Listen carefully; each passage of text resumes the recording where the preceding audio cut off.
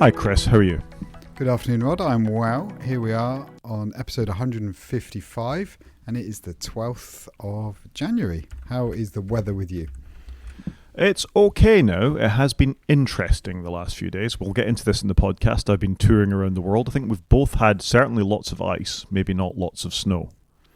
Yeah, loads of ice, not a lot of snow, and yesterday I think we were hitting -5 in various bits as I was driving a little bit around the country here. So yeah, it's been a little cold for our country.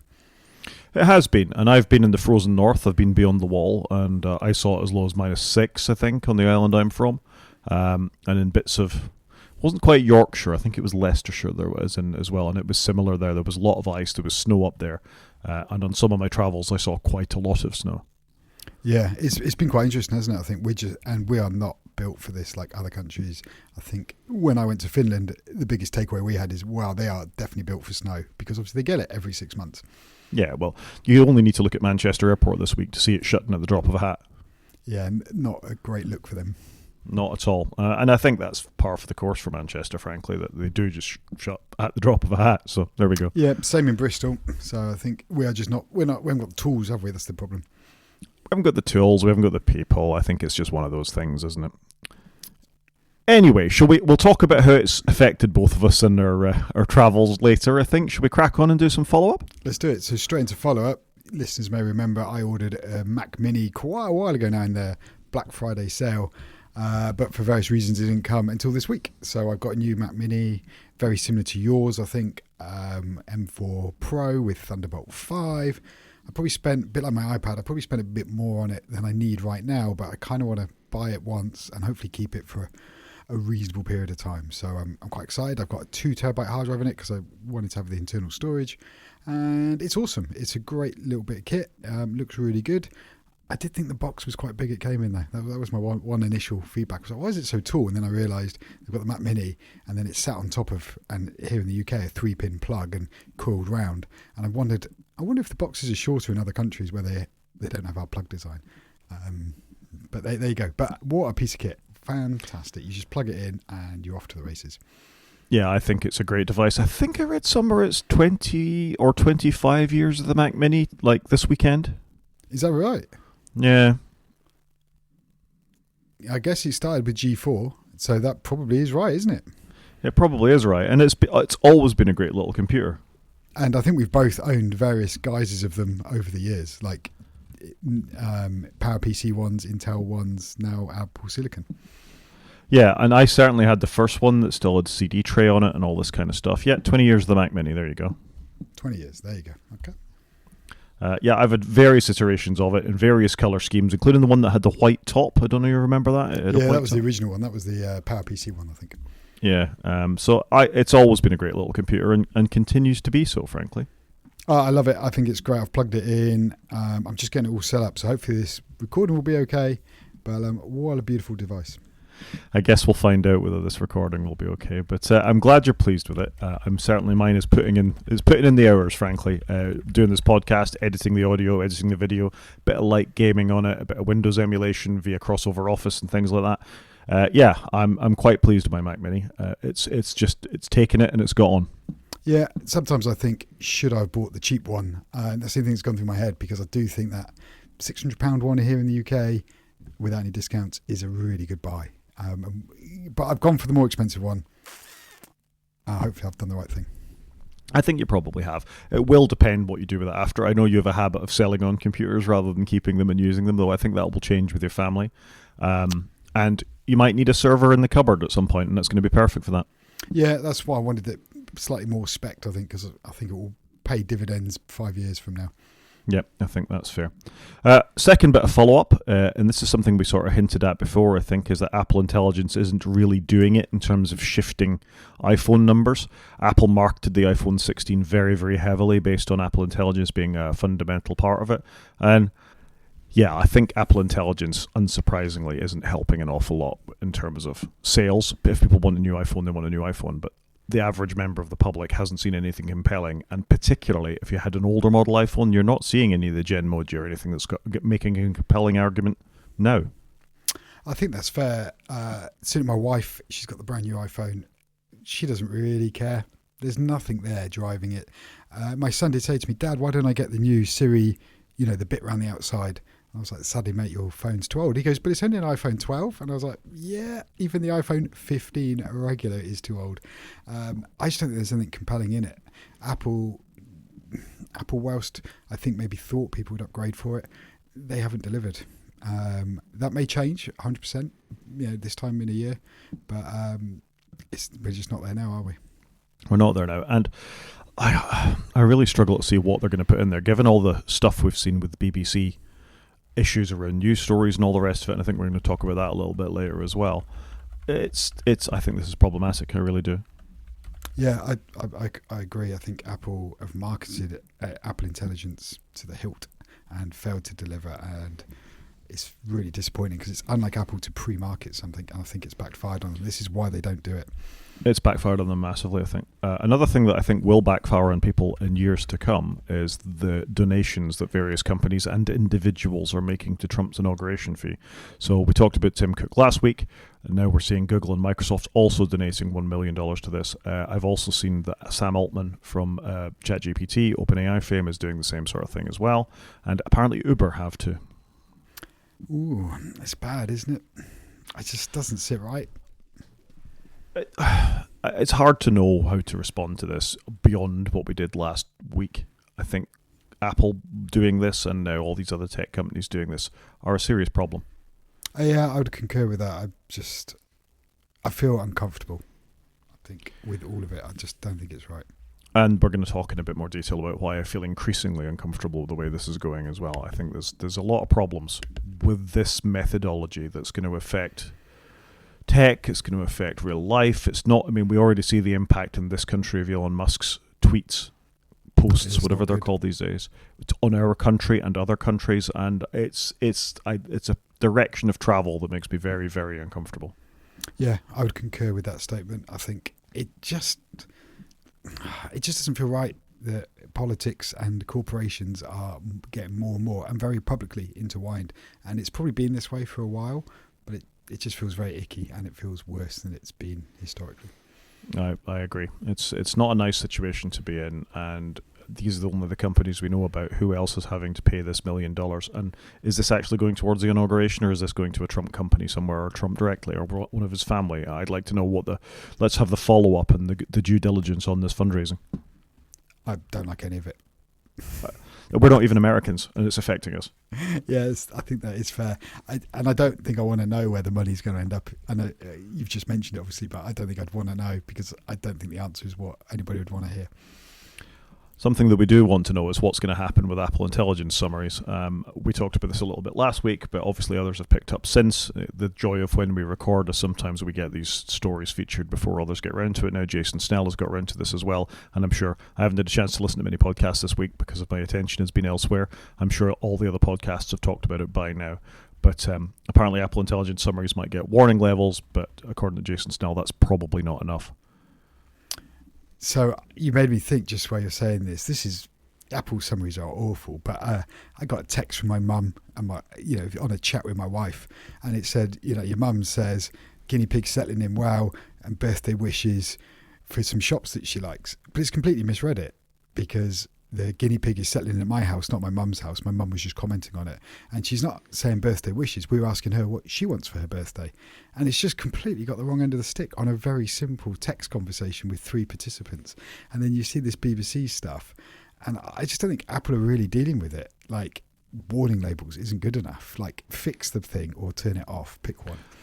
I don't think they can fix the thing because this is the nature of of LLMs, as they hallucinate this kind of stuff, and just telling them not to hallucinate isn't good enough. They're still going to hallucinate. So the bigger problem here is they need to disable this. Yeah. I think the developer, the problem is it's at a system level, isn't it? These notifications are baked into the system. Yeah. The BBC News app has no ability to affect this. Apple need to switch it off or put front and center. News apps just get it disabled. They deliver 2 or 3 of these text for you in this sort of style, and if you don't like it, they should surface a button that says switch off notification summaries. Yeah, I think, the BBC need to be able to opt out, don't they? Because it's awful. Apple need to work with the BBC to get the BBC in a year's time to run an article going, right, Apple have fixed it, we've worked really closely, we've got it sorted. But they're not doing it that way. Apple are just being Apple. It's going to harm them in the long run. Well, yeah, because you've got a lack of trust. That's the problem. I think that big lack of trust in them. And look, I mentioned just last week, I was getting annoyed with Apple News, and every time I open Apple News now, I'm closing it immediately and going somewhere else because I've lost that trust in them, because I just don't like where they're going with it. I think Apple is very much losing its way a little bit. I think they all are. That we're heading to the grey goo phase of software companies at this point. Yeah, I think that's fair. Whereas Apple used to be opinionated and didn't do these yucky things, but they seem quite comfortable to do it now. I think we've got some more yucky things to talk about. So let's segue it. Let's segue into the news and let's talk about possibly the yuckiest of all yucky things. Happy with that? No. I think that's reasonable. But we still need to talk about it. It's a news story. We do. Right. So earlier this week, Mark Zuckerberg came on and announced that Meta was going to get rid of fact-checking across Facebook and Meta platforms. So this includes Instagram, this includes Threads, and this includes Facebook. Now, on the face of it, this is problematic. Surely fact-checking is a good thing. And I remember them introducing a lot of this stuff in reaction to the Stop the Steal part when all the capital raids were going on about right-wing politics and everything that was happening there. So now we have an incoming president, and I'm pretty sure that Trump was threatening to jail some tech CEOs, Bezos particularly, in the light of the capital stuff.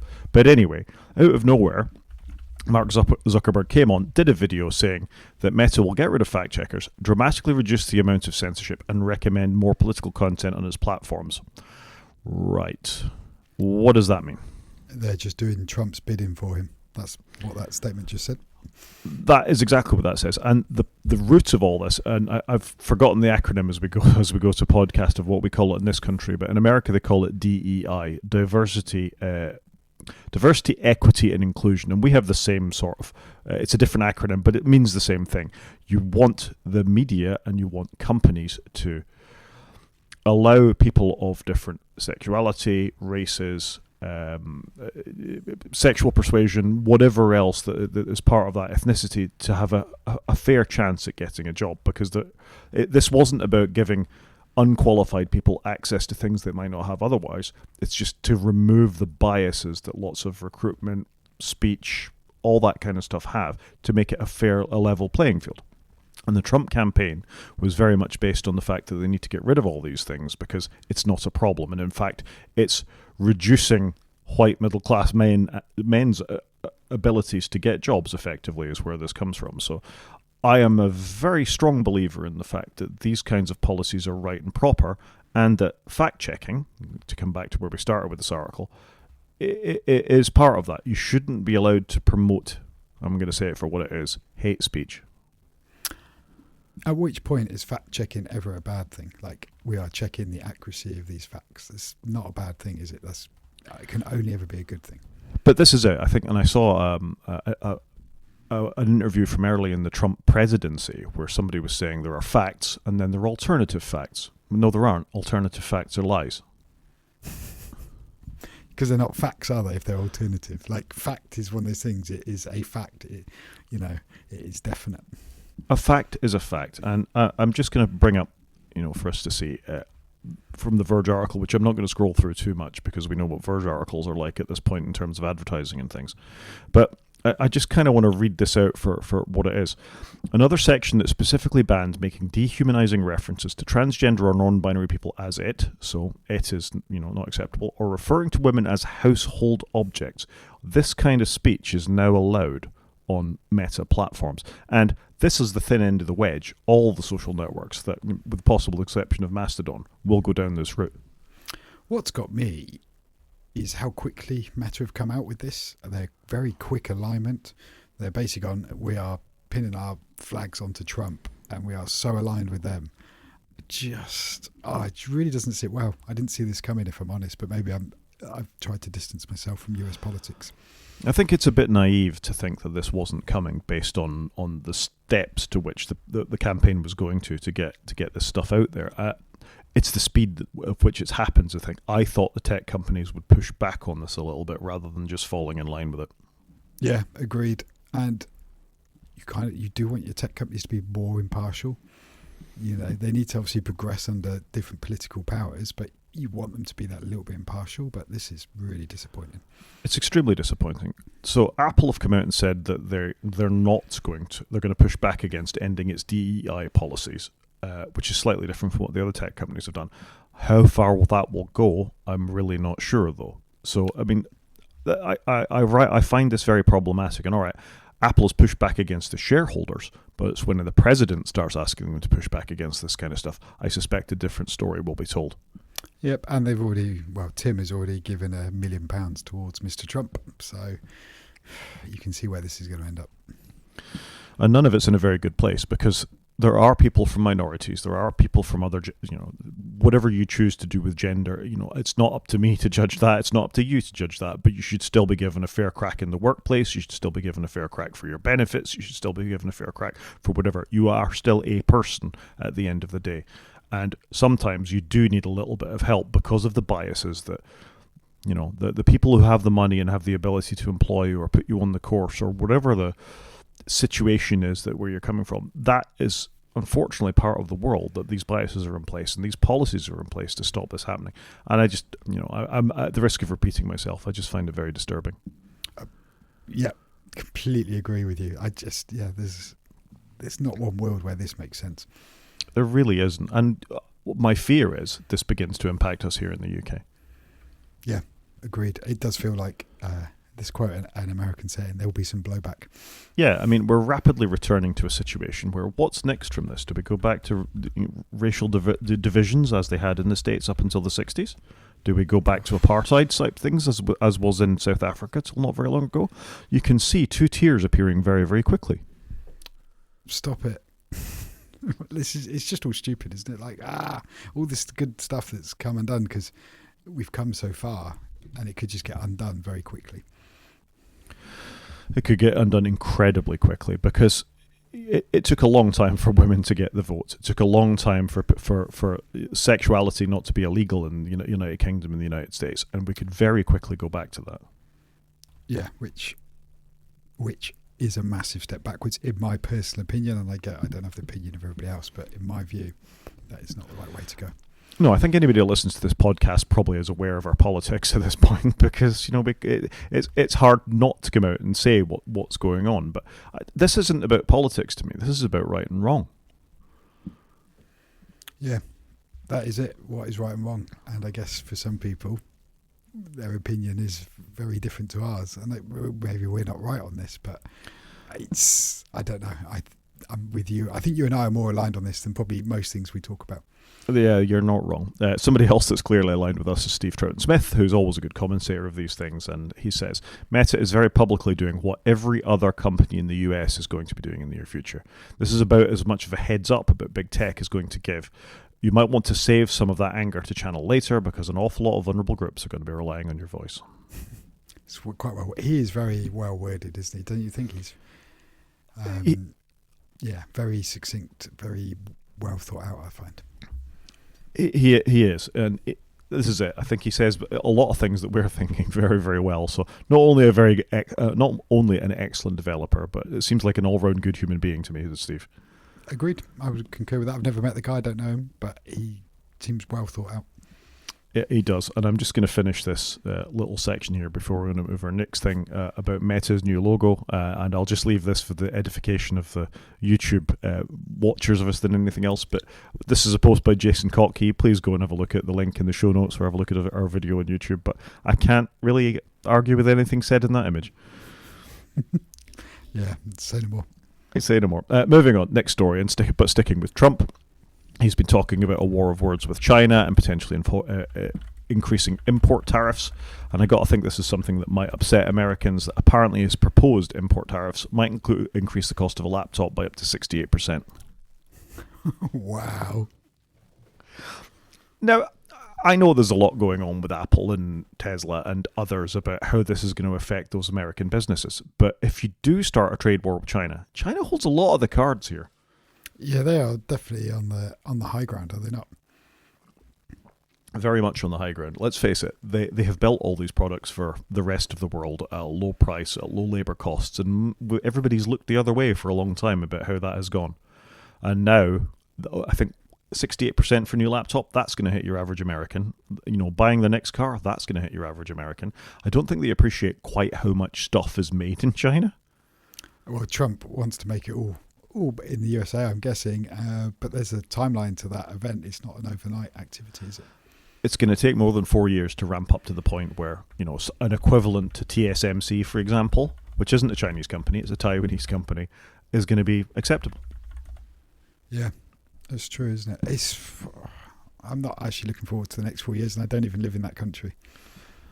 No, I mean, running on a promise to lower people's grocery costs is it's not a bad thing to go for. You can see our politicians doing exactly the same thing. More pounds in your bank account to spend on things. But the problem is that this affects everything, import tariffs. Yeah, it does. There's so much that's imported. I mean, what countries other than China make stuff actually in-house? It's just not a thing, is it, anymore? I mean, we certainly don't here in the UK. No. So I guess we'll see where this goes at the end of the day, but picking a fight with China, picking a fight with Canada, picking a fight with the EU, none of these things are going to go well. And it's acting like a spoiled child, again, is what this is. And it's at a time when actually what the economy needs is a bit of stabilisation and not all of this upset, because the economy hasn't really recovered post-pandemic and settled down yet. It really hasn't. But I mean, the more, this harks back to what we were talking about in the last story, really, is that getting the big tech on board feels like getting the newspaper companies on board back in the day. And as you said at the start of the show, I think this always has gone on. It just feels like it's out and more vicious than ever at this point. Yeah, agreed. Maybe I'm more aware of it now, and I'm more interested in the more of the world economy and stock markets, but it does feel more vicious, 100%. Right, I'm done talking about depressing stories. Should we talk about some fun, frothy CES stuff instead? Yeah, let's do it. What have we got up first? We've got Bird Buddy. I've never heard of Bird Buddy, but they launch a Wonder camera. They have launched that, and I've opened the wrong story, so sorry about that. But we're coming to that one next. So this is Bird Buddy, the wonder camera for watching birds and insects, and this is just a nice little camera you can wrap around a tree or something just to keep an eye on what's going on in your garden. I think that's quite sweet. I think it's kind of cool. So I do have a Logitech Circle View on the outside of my shed, and a bit for security, but also a bit for, I wonder what wildlife I get in my garden. Sometimes we get deer and moles and rabbits and squirrels. And I kind of bought it because I might see some of that, but it's not really built for that at all. Whereas this looks kind of cool. They've got this, and they've got an existing product that's sort of integrated with a bird feeder. That's where the Bird Buddy from the name comes from. And if you just want to have an idea what's going in your garden, I'd love to see a few more hedgehogs and things like that sort of zipping around the garden. I worry that there are not that very many of them left anymore. So I think something like this would be quite good. Yeah, no, I think it's cool. And I think one of the big advancements with tech is that you can now have a camera solar powered, either cellular or Wi-Fi capable. It's a lot more attainable now to have that kind of thing than what it's ever been. So it's quite cool that you can have this. You don't need to run power to it. It's very clever. It is, and this is an app. You can set the camera there, you can go and look on your phone, and presumably there's some sort of AI built into it where it does recognize the insects or the birds or whatever it is that it's looking at. I think that's a lovely thing. It does look cool, and they've got a Kickstarter's campaign, so it's going to be interesting to see how well they get through that. But I think this is ace. I think it's ace as well. I'm not in the market for it, but our next product is ShiftCam from PLANCK, or the camera is called PLANCK. It's from ShiftCam, a super tiny SSD that you can bang on the bottom of your iPhone. So when you're doing your high-res video, you can just plug in this into the USB-C port at the bottom and just record straight into that. That kind of makes a lot of sense, doesn't it? That's got to be a great way of offloading your content. Yeah, it does mean you can buy the smaller iPhone, you can bang a 2 terabyte SSD into the bottom of it and record straight from your camera app into this with whatever LUTs or whatever it is that's supported. So I think this is cool. It's $200 for the 2 terabyte SSD. Awesome. That seems all right price, I think, for what that is. How much is a 2 terabyte iPhone? Can you get a 2 terabyte iPhone? I don't think you can, but if Apple did 2 terabytes, it's going to be, the upgrade on my Mac Mini was eye-watering. I could only imagine what they'd do with iPhone tax on top of that. Yeah, so I think this is cool. I think it's quite integrated. I have seen people that have got holders built into the back of their iPhone from when they're shooting things. We were talking about 28 Years Later, the movie that's shot on iPhone 15s. Something like this, if you're going to be shooting a lot of video, and let's face it, these things take a lot of takes. It takes up a lot of storage. You could imagine if you were recording, I don't know, a road trip or something like that, you could just bang one of these on your phone and off you go. Yeah, I think it's a cool idea. And especially as you may end up with a USB-C iPhone that's a spare, easy but upgrade next year or whatever, and therefore you could stick 2 terabytes on it and do your vlogs and, like you say, record footage and things with it. It seems to be a no-brainer. Yeah, and if you really want a lot of storage, you can attach their USB-C hub and then bang 2 of these things on. It's pretty cool. It is pretty cool, actually. I quite like it. It is amazing that the iPhone's finally becoming a computer.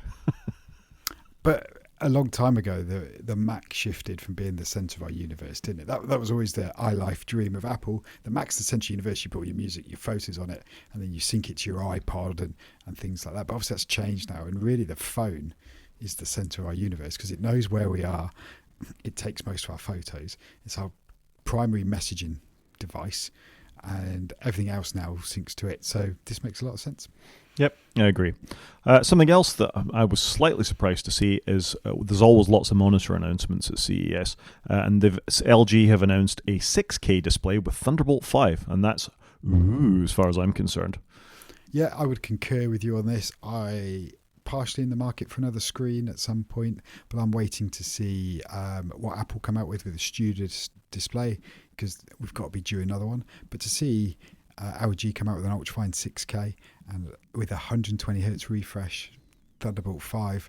I've just bought my new Thunderbolt 5 Mac. It would be great to have some Thunderbolt 5 peripherals to take advantage of it. So, yeah, super interested to see what they come out. But it looks pretty good. I've actually got an UltraFine screen here that I was using on my previous Mac. And do you know what? I've had it for donkey's years. I bought it secondhand, and it has been fine. It was the base one. It was the 22-inch base model LG one. It didn't have a camera in it or anything. But you know what? In all the time I've used it, I've never had a problem with it. And I know I'm probably a very lucky person, but some of the LG stuff I think is good. And hopefully they've had another swing at it and done a good job. So I think it looks pretty cool. It does amaze me, though, how much everybody just copies Apple's design aesthetic. Yeah, I see that, though. Let's face it, there's not many PC users are going to be looking for a display like this. It's going to be video professionals and, you know, editors and those kinds of people who probably want a Mac. And people who want it to match their Mac want this kind of look. True. Let's face it. So I'm not surprised they've kind of gone with that design aesthetic to do it. And it does look like the Ultra Sharp X. It's not an Ultra Sharp X. The XDR Studio display is what I'm thinking of, which is an 8K display. No, it's also a 6K display, 6K, isn't it? 32 inch. So it sounds like a very similar. It's probably not the same panel, but very similar. But also that one is coming up to being 6 years old this year because it was released in 2019. Yeah, and has a very low refresh rate and is extremely expensive. So and doesn't come with a stand. Yeah, it's 999 quid if you want a stand with it. I presume the LG one will. And I think one of the criticisms of the previous UltraFines is they're not the most stable. If you put them on their stands, they're a bit wobbly. So I think if they put a better stand on this or have better mounting options for VESA or desk mounts or wall mounts or whatever else you're going to get with this, and it comes in at under, pick a number, £3,500, it's probably a really good buy. Yeah, I think so. I'm keen to see what this launch is like. I'm looking forward to some reviews on it. But yeah, I'm definitely interested in this. I don't know if I want a 32-inch display. It seems a little big. This is the first time recording with you on my 27-inch studio display. Normally I use the 22. And already I'm feeling like there's loads of... I've got it in Mac's room, but there's loads of space. I don't know if I need more, but I don't know. Maybe I could be tempted. So I kind of miss my 32-inch ultra-wide. I do like my 4K display. It's a little sharper than what I had before, but I am missing just the sheer real estate I had in the 32-inch. So I think 32-inch is a sweet spot. Yeah, quite possibly. I use a 4K in my office. I use a 5K here with my iPad, and I can flip between the two on my iPad with no problems. But obviously on the Mac, you can have way more than 4 windows open on any one screen. So it's great. I've got loads open. I've got about 10 things open. So I could see 32 working. The only problem I had was, am I going to be twisting my neck a lot to look at it? But actually, it probably would fit in my field of view. You see, I'm selling you on this. Another thing I might sell you on, and this is back to 27-inch though, is that this is an article in The Verge. I'm waiting for the advertising pop-up. Everyone's favourite office monitor is getting better. So this is the bog standard 27-inch 4K, which I'm sure your office has, my office has. They're everywhere, 27-inch 4K monitors from Dell. But it's gone up to 120 hertz refresh rate, whereas before it was 60 hertz. So actually, that's in the realms of gaming now. It's good for 4K. If it comes in at a reasonable price, $699 in this case, and Dell will discount it really quickly, I think that's a really interesting display. Yeah, I've actually got the 60 hertz version of that screen sat on the floor by my feet as we speak. And it's been a great screen. It is a really good screen. Sounds amazing. And it is a good price point. It's a great price point. 140 watt power delivery. That's going to charge your laptop up really quickly. You're going to be able to have lots of things on the bus there. Blacker blacks, all the things you want from this. This sounds like a really good deal, particularly maybe in this case, if the 32-inch version is the same for 120 hertz as well. This is a lot of display for the money. It's a lot of display. And you've got a hub in there. You've got Ethernet, you've got USB-A, looks like some USB-C, and you can probably flip input, which obviously you can't do on the studio display. So that, to me, looks like a fantastic display. I mean, it's a serious limitation of the studio display. It's why I don't have one in front of me now, is I want to be able to, when I bring my work laptop home, I want to be able to change input to that, and then I want to be able to use my desktop. And I can't do that on a studio display. I must confess, having my Mac Mini on it, and I have to pull the cable out to put it into my iPad to use it in work mode, I kind of do miss. I just want to be able to push a button. It is a limitation. And is it so bad to want an off switch on a monitor? I can live without that. but agreed. Sticking with Dell, and I just thought this was a slightly ridiculous story, is they've obviously had the Apple bug slightly. They're going to get rid of some of their branding and some of their iconic computers, so they're going to stop making the XPS. Well, you say they're going to get rid of some of their branding. They're pretty much dropping all of their branding because there's not going to be no Latitudes, no Inspirons, no XPS. Like, what? I got to think this is one of the most mental things I've ever seen a computer company do, keeping in mind all the nonsense we've been talking about Apple recently. But yeah, as you say, they're getting rid of Inspiron, Latitude. I presume they're not doing it in the server lineup, but, XPS. And to me, when they released the XPS brand, that's when Dell became... They moved from being just a manufacturer of computers to an excellent manufacturer of potentially cool computers. The XPS 13 was a terrific laptop. Yeah, agreed. And the XPS name's got some cachet with it. It's just a bit disappointing, isn't it? Why can't people have their own ideas? I just don't really understand it. And you're going to get all these in 3 tiers, Premium Plus and the base model. I don't know, Dal, what are you doing? Have your own line, be proud of your heritage. Yeah, and when you or I were advising somebody to either buy a computer corporately or to buy their own personal computer because they're not going to buy a Mac, what do I get? Oh, you need a Dell Pro Plus. What does that mean? I have no idea what that means. And just to be clear, the way they've separated these there is Dell Pro, and Dell Pro Max. But within those categories, you have Dell, you have Premium Plus and Base. Am I reading that right? Yeah. So that affects, God knows what that affects. I haven't gone through the configurator, but there's too many tiers here with not enough words, if you know what I mean. I don't know what a Dell Pro Max Premium is. Is that like the absolute best of the best with the most RAM? Can you then go and configure it further? I don't know. I just don't think any of this is good. That's what I'm going to go with. I don't get it. Have your own ideas, have your own identity, have your own heritage. You've done that for so many years. Why now change? Apple are not great at naming things. Knock it off.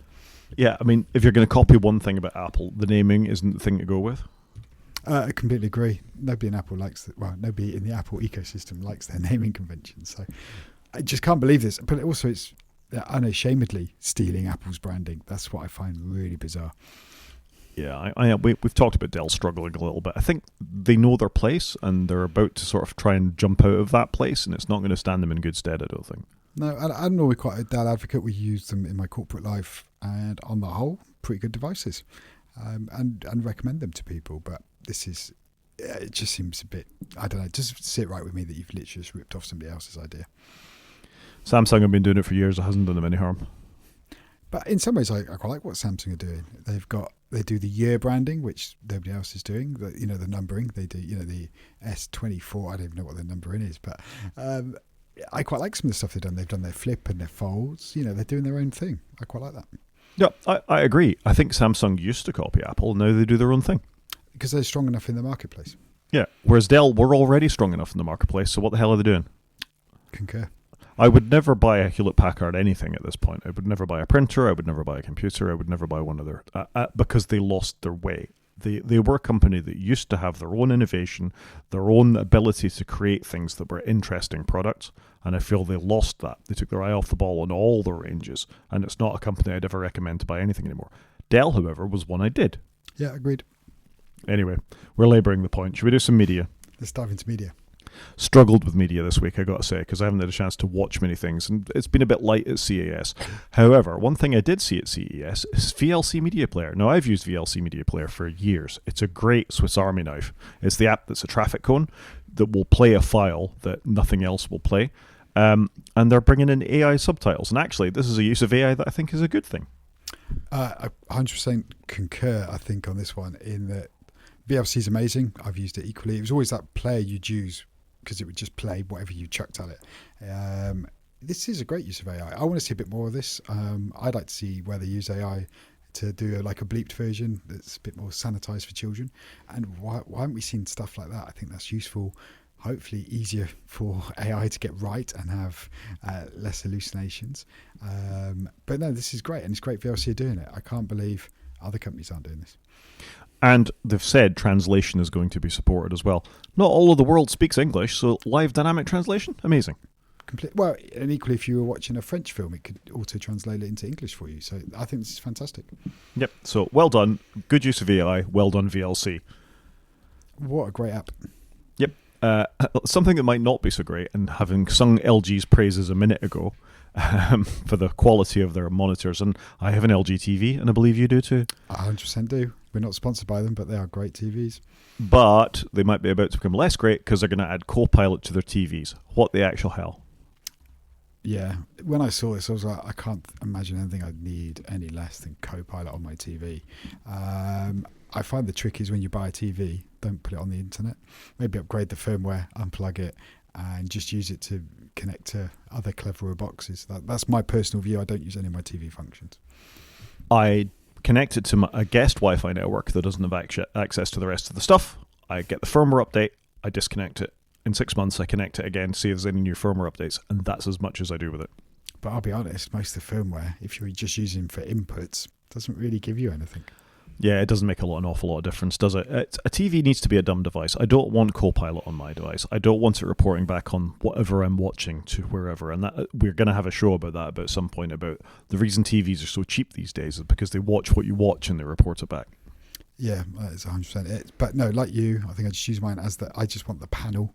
I don't even want the sound necessarily from it because I use a sound bar or I've got speakers, and I just want it to be able to serve up some inputs and quickly do that. That's all it's got to do, in my opinion. And I turn off things like motion smoothing. Now, one thing that drives me incredibly mad is motion smoothing. I don't want any interference with my picture, really. I don't mind it interpolating quite so much if it's a very low-res thing that it needs to be upscaled to 4K. Fine, I don't mind that. But I don't want it to smoothly transition me between scenes or between actors, and then you get that point where it races to catch up and all the rest of it. I was in a pub the other night, and they had all the TVs in there and still had motion smoothing on. It was driving me mental. It probably upsets you more than me, but I am struggling with one of my TVs just to get the picture to be the right colour. And I bought a cheapish one, and I was like, I should have spent the extra £200 and got the one that would have the better panel. The point of that, though, is I don't want extra things. I don't need extra things like Copilot built onto my TV. Put the smarts in the apps that I choose that I want to have on there, and just make the best possible quality viewing thing that I can have. Copilot ain't going to help with that. Oh, I completely agree. I'm angry about this one. I don't know why. Fair enough. Something I'm not angry about is Bad Monkey. I've continued to watch it. I think I've only got 2 episodes to watch in the season. I know you said you weren't that bothered about it. It's absolutely terrific. It's one of the best things on Apple TV. Yeah, I don't know what's up with me lately. I think I'm struggling to get into new stuff. Do you know what I mean? I'm struggling to find a TV show and really settle into it. I'm glad you like it. I started watching it. I thought I'd enjoy it. I don't know. It just didn't sit with me. Maybe I wasn't in the right frame when I started it. So when I'm in the mood, maybe I'll give it another run. I think it's worth a spin. Genuinely, it's up there in the top 3 or 4 Apple TV things that I watch. I'm excited about Severance coming back next week, but I'm going to be really sad to finish Bad Monkey. Yeah, I would agree. I'm looking forward to Severance, actually. I do want to go and rewatch that. I must confess, this week I went and watched Senna on Netflix. I don't know if you've seen that. Obviously, I'm a big motorsport person. I started watching it. I wanted to love it. Picture quality is amazing, but it looked badly dubbed. It was just annoying me that how out of sync the lips were with the words coming out of the speakers, and it just I don't know, it just didn't sit right, and it was really frustrating. So I bounced off it quite hard, if I'm honest. Is this a new Senna film? Yeah, it's a Senna fictionalized serialization on Netflix. That's the one you're showing now on the screen. That is the one. So it looks cool. Some of the racing looks great. It's obviously Senna, immensely famous Brazilian Formula One driver, tragically died very young, and this is right up my street. It looks amazing. Some of the acting looks great. Some of the way he's standing and doing things really shows that they've tried to be faithful to Senna himself. But I was just really disappointed with that. I just couldn't quite get into it. So do you watch things dubbed? You do the subtitles? No. When I say it looked like it was badly dubbed, it was all in English, but it just didn't hook up properly. I don't know what they did, whether they had the actors do the acting and then added voices afterwards or what, but it just didn't sit right with me at all. And I had a couple of runs at it to see if my TV was out of sync, but it just wasn't right. So I was a bit disappointed. That is upsetting. I'm looking at the Rotten Tomatoes score for it now as well, and it kind of bears out what you're saying. 33% from the critics and 88% from the audience. That's a bad score. For something with Senna and the story, it's not good.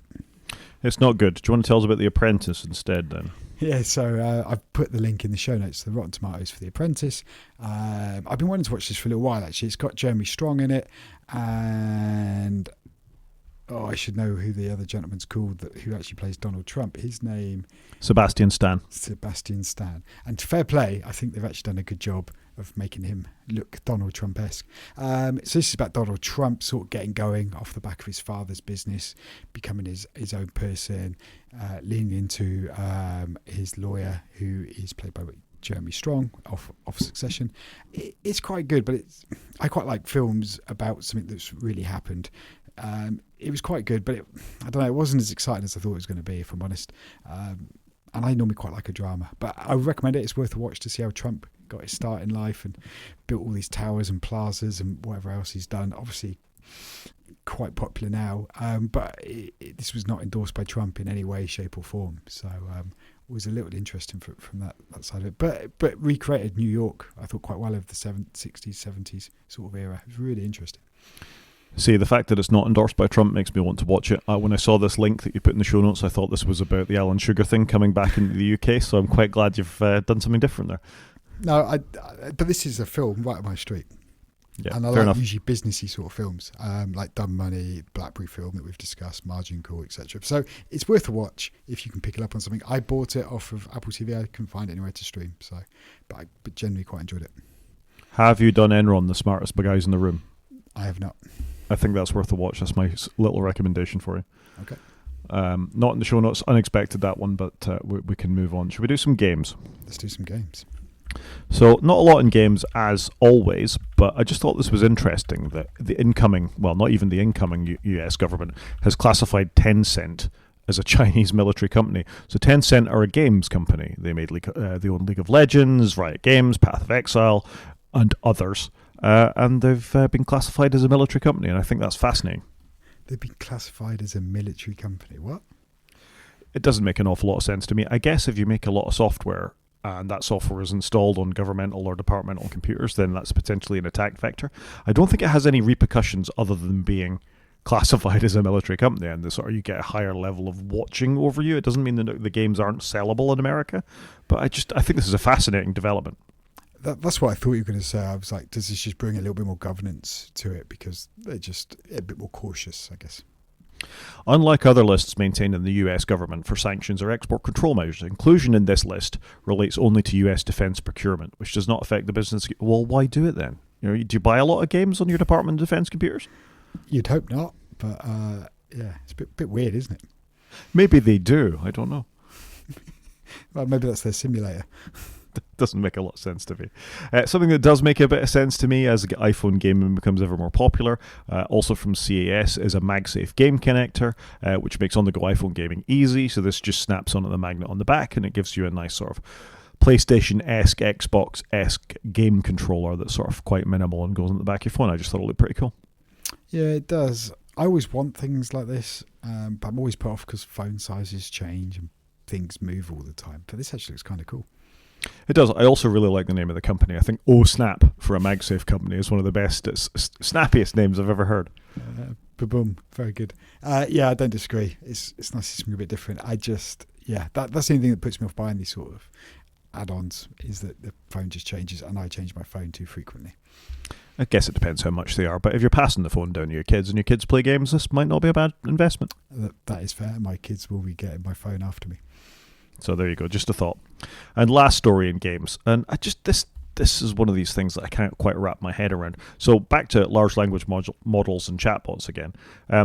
NVIDIA is selling its next generation of AI within the gaming environment. It's touted at CES teammates that are based on a higher standard of AI, effectively, which I thought games companies had been working on for quite a while, frankly. But they showed PUBG. PUBG is PlayerUnknown's Battlegrounds. It's a battle royale survival thing. And you could have a teammate in this, so you could play the multiplayer one, where your teammates would actually be helpful to you.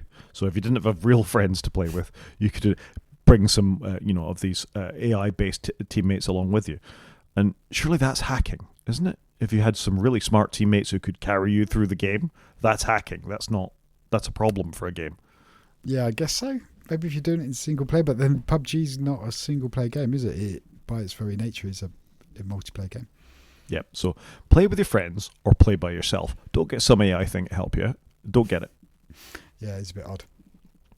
It is a bit odd. And these things are competitive as well. Cheats like this, like aimbots and things like that, are the bane of most computer games' lives. Call of Duty is infested with cheats at the moment on the PC side of this. So introducing AI-based agents into the game seems like a really bad idea. Yeah, do you know what? I was talking to some colleagues at work. They've given up playing Call of Duty because of all the cheating that's going on it, which I was really surprised at, because they're normally on it a lot and they play together as a group, and none of them have been playing it because of all the cheating. Well, Apex Legends, which is another battle royale game, which I think I've talked about in the podcast before, used to allow Linux and Mac gaming and Steam Deck gaming, which it was really notable for having a Linux dedicated version of the game that you can get up and running. And they banned it and the Steam Deck compatibility because of all the cheats because it wasn't kernel level cheats on Linux, because of the way Linux is set up. It was easier to cheat on Linux, so the real sort of cheaty boys were actually installing Linux and just to play Apex Legends just to win. Therefore, they banned the whole operating system. Wow. So you're doing that, but at the same time, it doesn't matter how sophisticated your cheats are. Even for a game like Call of Duty, they're still going to cheat in it. So it feels like cutting off your nose to spite your face, really. Yeah. It's bonkers, isn't it? It really is. That surely we can do better these days. If somebody is consistently killing everybody they come across and not taking any damage, chances are they're a cheater. You don't need very sophisticated anti-cheat to get around that. With all our AI capability, can we not just be a bit smarter about it? I don't know. It's madness. Anything else in games? No, sadly not. Gaming's just completely fallen off my radar, and I apologise. I have been playing a bit of XCOM 2 again, just for old time's sake, but I think I'll talk about that next week. I thought I was the one that played old games. I love a bit of XCOM 2. What can I say? No. Well, I'll talk about that next week. Should we do a main show? Yeah, let's do it. It's all about you. Okay. It's all about me, but I'm hoping to get some questions to make it interesting. So I bought a new car. Ooh. And we talked about it on the podcast, and it wasn't one of the options I originally sort of highlighted as being there. Or maybe it was and I discounted it because of software problems. Yeah, I can understand that. I don't know what was on your longer list, but I can understand that because there has been a bit of noise around Volvos and software lately. But when you said this car to me, I was like, actually, I can kind of see why you've gone for it, and it does look cool. And rightly so. There should be some noise about the software. I'll talk about that too. But what I bought was a Volvo EX30. It comes in a couple of levels. It has a single motor version that has a 52 kilowatt hour battery or something like that, the Core Edition they call it, which actually in some ways is the most interesting car in the range because it uses the new battery technology that doesn't have memories and doesn't discharge in the same way. But because it's a small battery, nobody's buying it. But it's the most environmentally friendly version of the car. Okay. So that's interesting. There is a twin motor, there is an extended range version which has a 69 kilowatt hour battery that's allegedly good for 295 miles. I say allegedly because we all know electric cars don't go as far as they say they do. And then there's a performance version of the car which is also twin motor that has the same 69 kilowatt hour battery but doesn't go quite as far because it's heavier because it's a twin motor. So the longest range version of the car is the extended range single motor. And that's how it goes. There are then 3 spec levels as well. There's Core, which has almost nothing on it. There is Plus, which has nicer seats, some stuff like that, slightly high upgraded interior trim. There's actually not a lot of difference in terms of the technology inside of them. And then there's Ultra, which is all the bells and whistles and will park for you and has electric seats and blah-de-blah-de-blah. But the fundamental is you get a car with 5 seats, not a very big boot, but is all dominated by the Android automotive screen that's in the middle of it and the technology that's around it. But I think it's fair to say it's quite a pretty car as well. Yeah, and hopefully you won't mind me saying, but you've got the black one, and I think actually in black. Oh, could you click on black just there in the middle of your screen? I think that'd be quite cool because that's what you've got. I think it looks quite cool in black. I think black is the coolest colour. I would also have considered the blue. I thought the blue was quite nice as well, the cloud blue. It's hard to see that it's blue there if I'm being on just the way maybe the screen's coming over to me. But the black, I think, looks awesome. I think it's a good-looking car. It is a good-looking car. It's certainly not a big car. When I was parking and around other EVs, when I was charging and things like that, it's by a long margin one of the smallest EVs you can get, I think. And to put it in terms people might understand, it's a hatchback that's slightly higher up, really. It's sort of a golf-size car. Yeah, it's not massive, is it? It's really not, although it is still quite heavy. I think it's still just under 2 tons, as all EVs are. Wow, yeah. I mean, my car is 2 tons. And you can certainly feel it. Not so much with this. Having driven the Tesla I think the Tesla was heavier than this as well. It's the batteries that weigh, unfortunately, and the motors that weigh. So I've talked about the specs. What did I get? I bought in black, as you've said. I bought the performance version with the twin motors and the bigger battery. So that's what I've got. So I've got the highest possible spec it is to get. Which sounds pretty cool because that means you get everything. It means you get everything. Realistically, it means I've got a nice panoramic roof. It means I've got some of the nice parking features. I've got a 360 camera when I put it in reverse, and it'll do the parking for me as well. Wow, okay. That's pretty cool. Do you think you're going to use all the automated stuff? I'll come at that. Because you can see the cost saving. You can also see the environmental credentials of it. So I can't find it on the website, but they claim it's got made out of 65% recycled materials or something like that. A lot of the car is made out of other bits of car. My seats, for example, which are a mixture of fake leather, vegetarian leather, and denim, are people's jeans. They're old jeans that have been recycled. That's quite cool. The dashboard is made out of recycled plastic bottles. Stuff like that is all very, very cool that's built into it. Even a lot of the steel in the car has come out of or whatever the metals in the car have come out of other things. So the environment is not as good as making use of an existing car, of course, because the most environmentally friendly thing is the car that was already there. But in terms of new cars, I think it's one of the most environmentally friendly you can get. Yeah, that's quite cool. And I'm not surprised Volvo is a company I think you'd expect to do more in that area than some. Yeah, so I think that's all fair. That's kind of the feel of the car. That's what I bought. I bought one that was an ex-demonstrator from a company in the north of England called Stoneacre. They're not a sponsor of the podcast, but I had no problems with Stoneacre. They were very easy to deal with. Buying a car a long, long way away from you, I think, is easier than it ever used to be.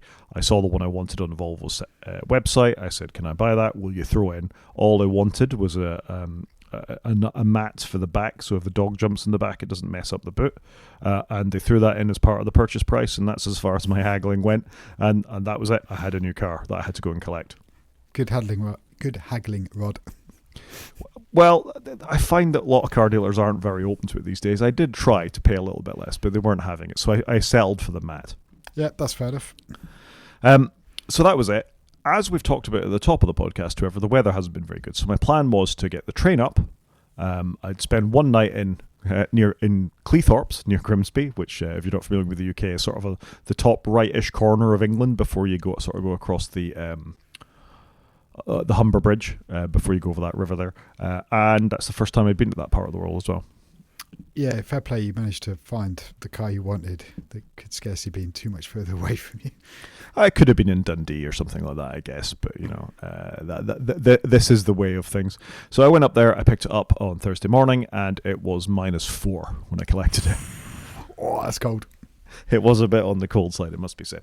The car was defrosted. That I had an interesting setup experience with the salesman. I will say, Volvo salesmen as a whole, I think, are more middle-aged than your average trying to punt you an XR turbo car of some description. I think they've got a clientele, and they've got the salesman, and they know it. And the sales room are all very cool and Swedish, with lots of blonde wood and all the rest of it. So they know their market. I don't think they'd actually sold that many EVs in the north of England. Most people still don't trust this whole EV thing.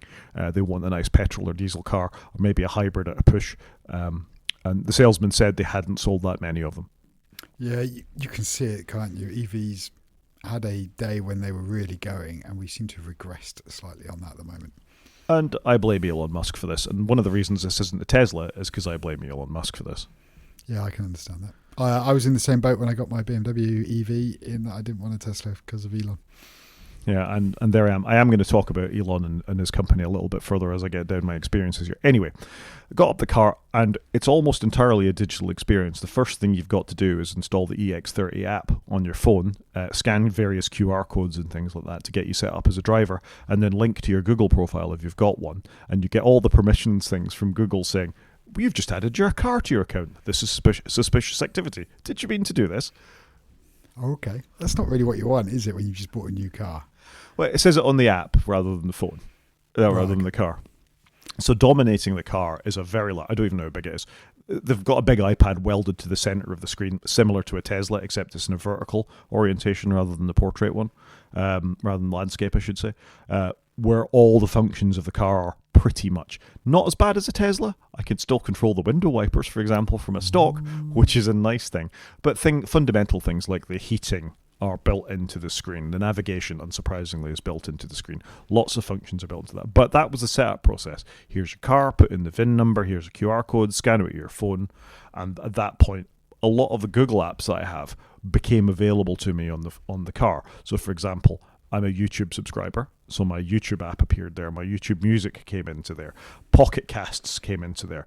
So in the same way that CarPlay allows you to have blessed apps, Android Automotive has the same sort of thing, where blessed apps can come in. Amazon Prime came on there. Okay, so rather than mirroring your phone, you've just got native apps in essence, which does make some sense. It does, and it makes sense that you can't run the Amazon Prime app when you're driving the car. It's only accessible to you. Yeah, and quite rightly so. But you're going to spend a bit of time charging this thing. So when you're in park, you can fire up at YouTube or Amazon Prime and watch something, which is pretty cool. In portrait mode. And that's probably worth searching on that, because I'm going to talk about it at some point. A recent software update to the car has allowed CarPlay. So you can actually get CarPlay on this screen as well. And what it does is it puts, I should take a picture for the next podcast, it puts the CarPlay window in the center of the display. So at the top of the display, you've still got your speed readout and all that kind of stuff. At the bottom of the display, you've still got the harder controls for the cooling and the heating and the fans and, all that kind of stuff. And CarPlay kind of takes over the middle. It looks a bit awkward, but it works. Yeah, mine's similar in that the bottom bar, there's a bottom bar and it's got the heat controls on it, but I've got a really wide screen in mine. It's probably not mine's probably the opposite problem of yours is tall and thin. Mine's really wide but not very tall, and it could do with a slightly more height on it, I think. Yeah, and you have a speedometer in front of you, whereas I don't. It's on the screen. There is no instrument cluster in front of you at all that's in front of you is a little thing that watches you as a driver and says you're not paying attention. Wow. Do you have a heads-up display? Nope. Ooh. Well, this doesn't bother me because neither did the Tesla. So I'm quite used to looking down. Let's face it, with the exception of a heads-up display, you're looking down at a speedometer anyway, or your rev counter. You've always got to. So all I do is I look down and left. It's no big deal. Yeah, I guess once you got used to it, but it's like driving a classic Mini, because the Speedo used to be in the middle of my first car, and I guess I didn't think anything different then. I guess I've just had 20 years since of having the Speedo behind the steering wheel, in essence. Yeah, I think Volvo, being the safety company, probably should have done a heads-up display. But you can see the cost saving in the car. All the electrics and electronics are down the center line of the car. So, for example, the windows controls are in the armrest, not on the door. Yeah. So it does make some sense. You can see why they do it for economies, and everything's on the one screen. You haven't got two screens. Yeah, exactly. And it's fine. I had no problem with the speed being there or indicating what you're in drive or reverse or something like that. All of that kind of stuff makes sense. So that's all fine. And that was the setup. I could have CarPlay if I wanted it. It has Google Maps built into it as default. It has Google Apps built into it that you can download and make use of as you go along. And the car stuff acts like a car. What happens if you don't use Google? No, you're screwed. I was just thinking myself, I'm not a Google products person. Well, I guess it prompts you to either create a Google account, or you can still just use the basics of the app, because the mapping and all that kind of stuff is still going to use Google Maps. It just won't tie it to your account. Yeah. And the BMW is the same. You can create a BMW account if you want, and if you don't want to, you can just crack on without it. So what I did was I was going to Scotland to see my parents, so I picked it up at the showroom when the salesman left me alone, and I put in the postcode of my parents just to see what the car would do, because I know some of the Kias and things like this are bad at routing in terms of stop here, charge for this long. I want to see what it would do. It picked out two locations for me to charge and gave me a direction, and off I went. And you just cracked on? And I just cracked on. I didn't go to a better route planner. I didn't do anything else. I didn't do any other special preparation other than I put the postcode into the thing and off I went. Fair play. So just to talk about this, I probably drove 250 miles on the first day, maybe a little bit more than that, in really quite horrendous weather. So I went from, I'll take that back. It was a beautiful day, but it had been very snowy in the north of England and got increasingly snowy the further north I went. So I had to drive up almost as far as Newcastle to Scotch Corner, and then I hung a left and I went across that pass there, and then picked up the M74, A74, and I went up to Glasgow. So I charged 3 times. I only really needed to charge twice, but I wanted a bit of reserve when I was on the island. So I stopped at GridServe in Scotch Corner, 350 kilowatt charger, put in a bit of charge there. I went from whatever it was at, 30% to 80%, and then I set off again. Now, the Tesla, I used to say, would drive for 3 hours between charges, less in the winter, because the cold really affects the battery. This does not have the range of the Tesla, or even close to it. I'm probably driving for an hour and a half before I need to charge. 2 hours tops. Wow. Mine will go longer than my, probably is more in the middle. It wasn't probably as good as your Tesla, but it's more in the middle. And the fact you had to charge 3 times is quite a lot. Yeah, it is quite a lot. I didn't have to charge 3 times. I charged twice. Let's be clear about that. I chose to charge a 3rd time, which I can understand. And also with the cold, I mean, that is exceptional, because the batteries just don't deal well with the cold, do they? They really don't. And it's a smaller battery than Tesla. Tesla had a 81 kilowatt hour battery, 81 kilowatt battery. This only has a 69 kilowatt battery, so I'm not expecting it to go as far. Yeah, no, that makes sense. And it's a smaller car. Let's face it. It's a much smaller car. It's a much smaller car. So that was there. I then got up the next morning and I drove back. But I drove back to Swansea this time, not back to there. So that is a lot further. It's almost 500 miles to drive, so I'd expect to do more charging. I did have a quick look at a better route planner. A better route planner thought I would have to do 4 charges. So that would have been 3 in the Tesla, 4 in this, smaller battery. Fine with that. It actually turned into 5 charges. Wow, okay. How long did you do you think you spent charging? Probably just under 2 hours. That's quite a long time. It was, so the weather wasn't great, and the first thing was the wiper jets were frozen. I didn't realise this till I was on the motorway, but I don't know what part of the system was frozen. It wasn't the ends of them. I think it must have been under the bonnet somewhere. I suspect this is a feature of EVs. They don't have a nice warm engine warming up the fluid that's inside of them, and it was frozen. Yeah, I have that same problem. I do think it's a massive oversight on EVs that you can't wash your windows, especially when it's very salty, very dry. You can't see where you're going. It's a massive fault, isn't it? And it's common.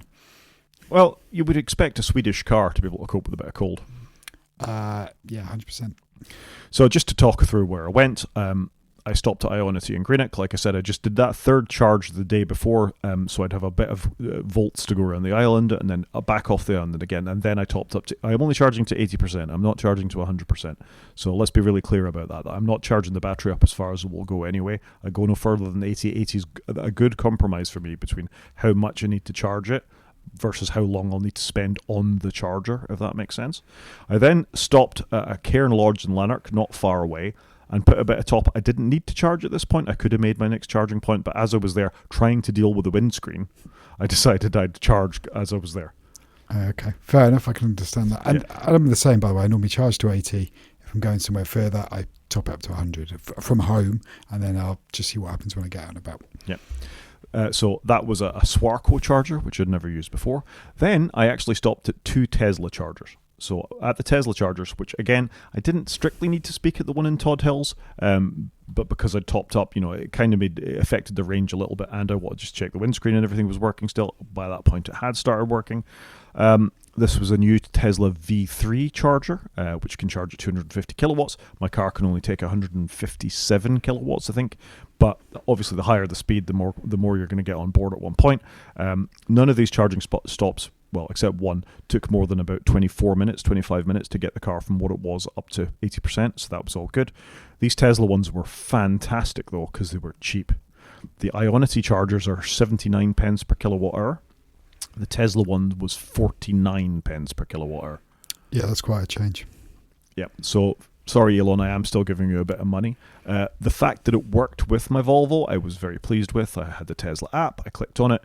I said it knew where I was. I picked what charger I was attached to, 3A, 4A, whatever it is, and the car just started charging very, very quickly. I was very pleased with it. Yeah, I've never used a Tesla charger, I must confess. I assume my car would work fine with it, but I just haven't tried it. The older ones, I think the charge port's probably on the wrong side of your car. Quite possibly it's on the right-hand side of it. Yeah, right-hand side, you look at it, but on the driver's side. Yeah, so mine's on the off side. Okay. As a Tesla is. So the older ones have only got very short hoses and wouldn't reach around. So this would be okay, actually. These new superchargers would be okay. You just need the app, and off you go. You can start charging. So it was a valuable experience. I mean, it's different from when I had a Tesla. When you have a Tesla, you just rock up, plug it in, and it starts charging. It knows your car's identifying number, and you don't need to mess about with paying apps or anything. You've got a card lodged in the system, and off you go. That's quite cool. It is quite cool. But this actually wasn't that painful. I said it was install 3A. Click, off it went, and I got nice receipts and how long I was there from the Tesla app. So fair play, Elon. This bit's actually working okay. Normally when I've charged, I just turn up and just do contactless. I don't bother with an app. I just do the contactless thing, let it charge, unplug, drive away. My app of the week might be related to this. So not for the Teslas, but for the other things that I've charged here. I then did a second Tesla charger, which was based on the Holiday Inn Express in Preston. If you ever go there, make sure you put your registration number in, otherwise you'll get fined for parking. So that's a top tip. It was also quite cheap.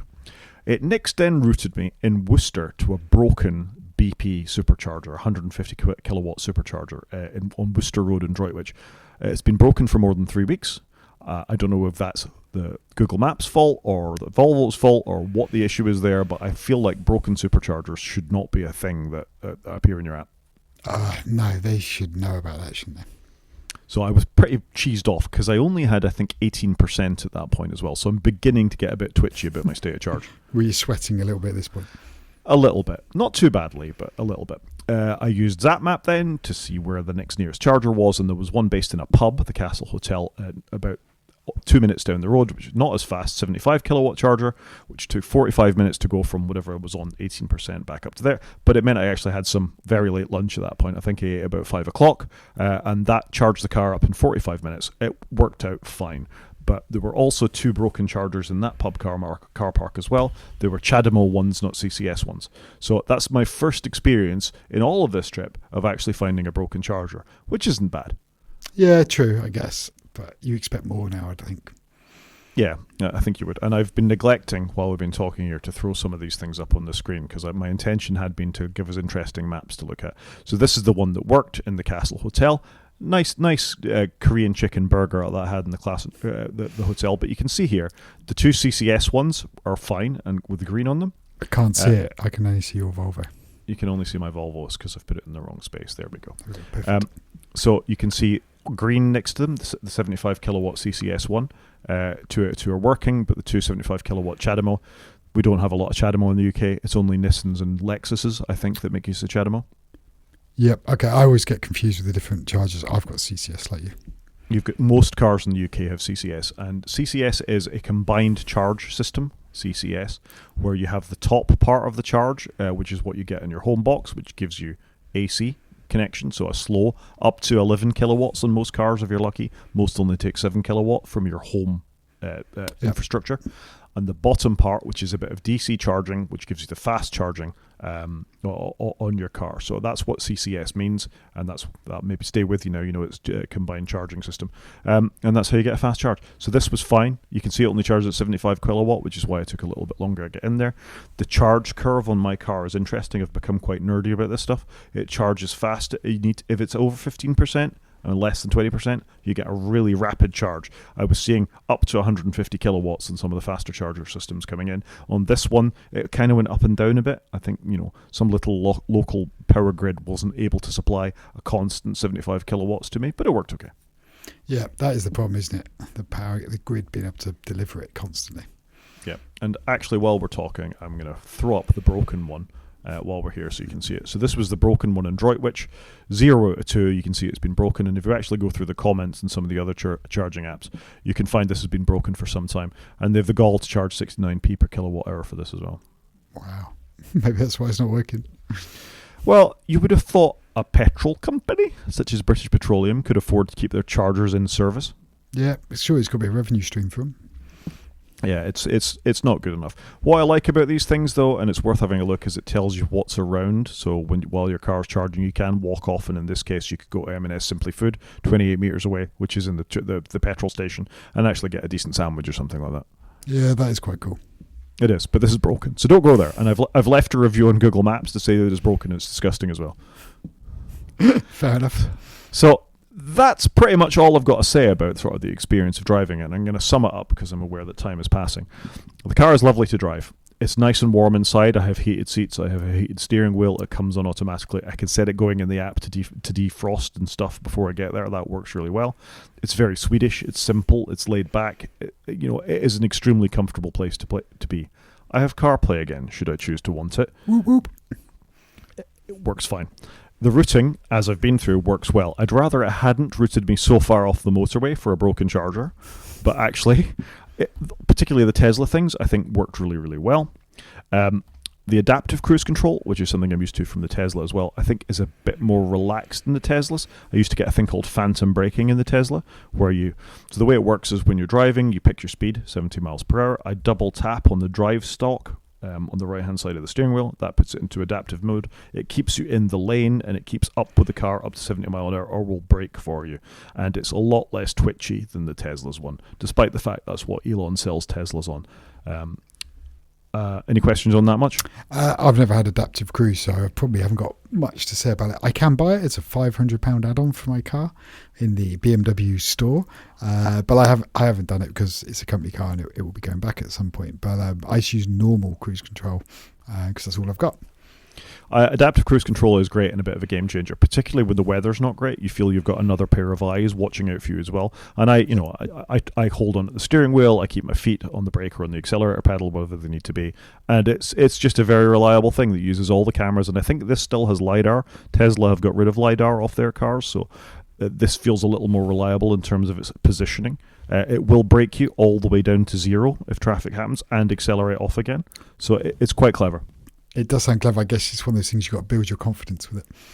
Very much, and I was very twitchy about it when I first got in the car. But again, having driven it fairly hard for the last, for the 2 days that I had it, I've now got a certain amount of reliability, of trust in the system. Not entirely. I will never entirely trust a robot to make my decisions for me, but it's nice to have that sort of backup. And it does show on the screen where it thinks the next car is, where it thinks the limits of the lane are, all that kind of stuff. So it's not bad at all. And you can override it. And the car's really fast. I mean, it's not just a little bit fast. The 0 to 60 is 3.2 seconds or something like that. It's the fastest car Volvo have ever made. Wow, okay. So similar to mine. Yeah, it's insane, isn't it? It is really, really quick. So that's the good stuff. As I've spent a lot of money on this car, I'm going to be quite critical of it. There's some bad stuff as well. The EX30 app is, I've said a swear word in the notes, but it's terrible. It's absolute garbage. you can set the car heating, but the second you do and the car's in use, it won't tell you anything else about it. So once I'd planned the trip, if I wanted to heat it up again, it just said the car's in use. It wouldn't let me reheat the car when it was parked or charging. It doesn't give me, therefore, any information about how much, what the state of charge of the car is while it's charging. I needed to walk back to the car to look at their various screens and things to see what was going on. Rubbish. That is a bit rubbish. It's extremely rubbish. The software is flaky. It's got 2 NFC cards, as the Tesla did, for sort of as keys. Your BMW may be the same. I'm told that the digital car key is coming in the same way that your BMW has and that the Tesla had. It's the stubs of code have been found for it in the latest software update, so I hope that's going to improve things. And then it comes with this key fob thing with no buttons, and the car randomly decides whether it's going to lock or unlock based on your proximity to it, and that's quite upsetting. Yeah, if you're going to do that, you need to get that right every time. Otherwise, that's annoying. It's got to be super reliable. And looking at the forums, I'm not the only person. This is the biggest complaint people have with a car: is most of the time it unlocks, but not all of the time it unlocks. And if you're in the rain or something like that, that's quite upsetting.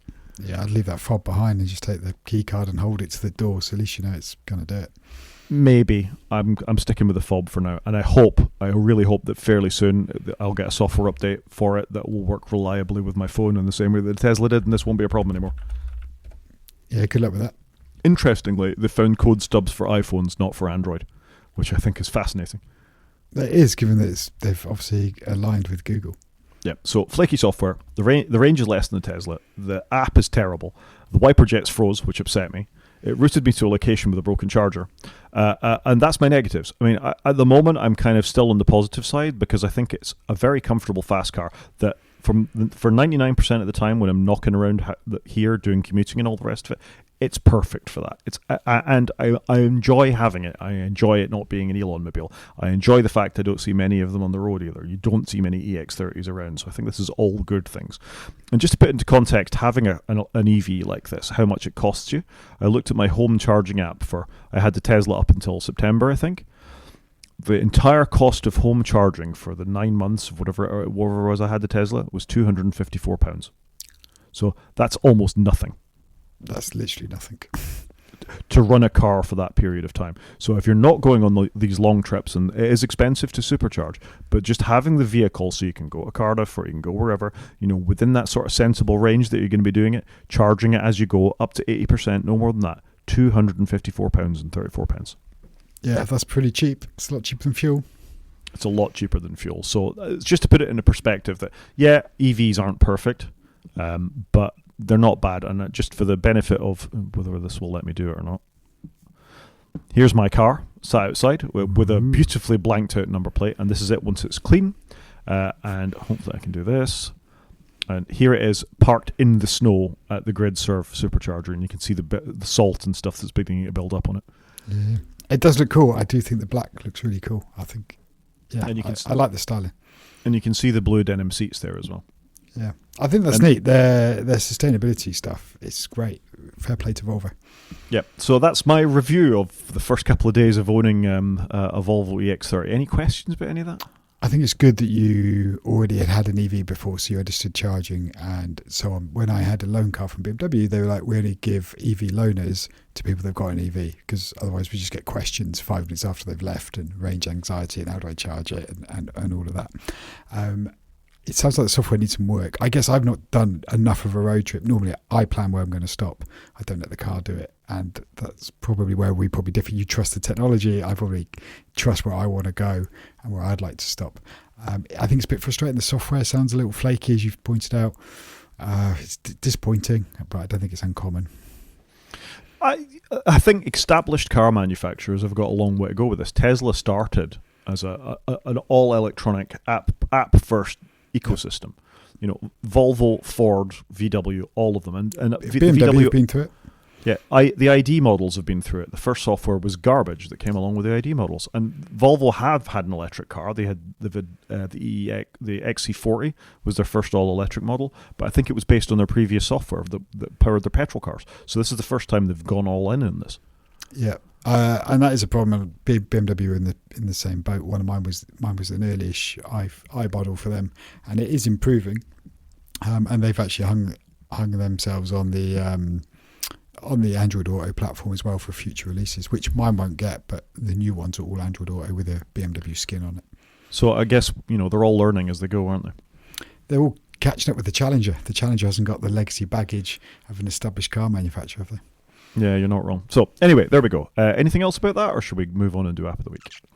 How do you think your other half's going to get on with it? Because my other half won't drive my electric car. She wants to stick with a manual gearbox and what she knows, because she's not keen on it. Whereas I think your wife has driven your Tesla. Is she looking forward to driving this?